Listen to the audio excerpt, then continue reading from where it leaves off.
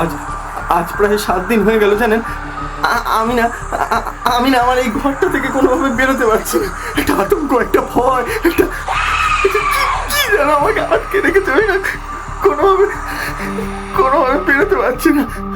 একটা ভয়, একটা অ্যাংজাইটি আমাকে ভেতর থেকে কুড়ে কুড়ে খাচ্ছে। কাউকে সালা বোঝাতে পারছি না, কাউকে সালা বোঝাতে পারছি না আমার মধ্যে কি হচ্ছে। কত লোক বললো যোগা করো, প্রাণায়াম করো, কাটা কাটা ওষুধ দিল, কিছুতে কিছু হচ্ছে না জানেন। পারছি না, ঘুমাতে পারছি না। একটা ভয় আমার মধ্যে কেমন একটা কাজ করছে। একটা সুন্দর সুস্থ জীবন থেকে কেউ যেন অ্যাবনর্মাল হয়ে গেল। কাউকে এক্সপ্লেন করতে পারছি না। সারাদিন এই বালিশটাকে বাচ্চাদের মতো এরকম ভাবে আঁকড়ে বসে রয়েছে। কিসের ভয়? খেতে পারছি না, ঘুমাতে পারছি না। চোখ বন্ধ করে ওই দৃশ্যটা, ওই দৃশ্যটা আমাকে দাঁড়িয়ে মরছে, আস্তে আস্তে ভেতরে শেষ করে দিচ্ছে। কাউকে বুঝতে পারছি না, কাউকে বুঝতে পারছি না।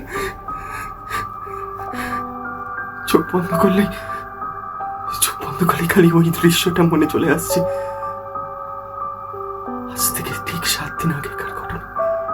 রোজকার মতন সেদিনও বিধাননগর হয়ে ফিরছিলাম। বিধাননগরের ক্রসিংয়ের মুখটায় যেই সিগন্যালটা ছেড়েছে, দুটো বাচ্চা জানেন, দুটো বাচ্চা আমার চোখের সামনে,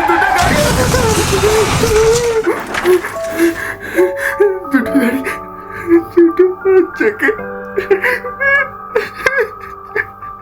রাস্তায় পেছনে মেরে দিল জানেন। সারা রাস্তা রক্ত, বাচ্চার মা গুলো চিল্লাচ্ছে, রাস্তার লোক চিল্লাচ্ছে। আমি না কোনোভাবে নিজেকে কন্ট্রোল করতে পারিনি। আমি দৌড়ে গিয়ে যখন রাস্তার মধ্যে ফিসে থাকা ওদের শরীরগুলো দেখতে পাই, আমি না ওখানেই পড়ে যাই। তারপর 2-4 লোক মিলে আমাকে হসপিটালে দিয়ে আসে। তারপর থেকে আমি যেন কেমন একটা পাগল অনুভব করছি। মায়ের কথা শুনছি না, বাবার কথা শুনছি না।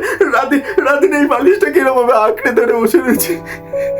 কি হয়ে গেল আমার সাথে? কি পাগলামো বলুন তো? কাউকে বোঝাতে পারছি না, কাউকে বোঝাতে পারছি না। খালি ওই দৃশ্যটা খালি চোখের সামনে এসে উঠছে। লোকে পাগল ভাবছে, কেউ অ্যাবনর্মাল বলছে। পাশের বাড়ির লোকগুলো জানলা দিয়ে দেখে বলছে ওই যে পাগল। কেমন যেন করছে। আপনাদের কাছে একটু অনুরোধ, এর ওষুধ, এর নিরাময় যদি জানাতে পারেন খুব ভালো হয়। নাহলে আমি কোথায় যাবো, কি করবো বুঝে উঠতে পারছি না। আপনাদের কাছে এটুকু অনুরোধ, আমাকে বাঁচান।